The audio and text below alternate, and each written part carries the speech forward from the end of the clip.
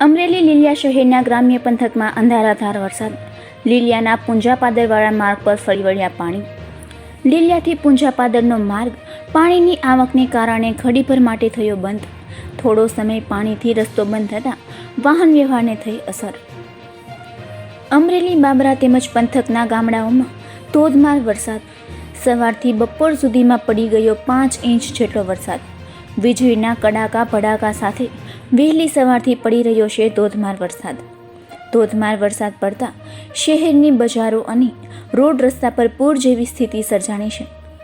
પંથકના ગામડાઓમાં પણ વીજળીના તડાકા ભડાકા સાથે ધોધમાર વરસાદ વરસી રહ્યો છે.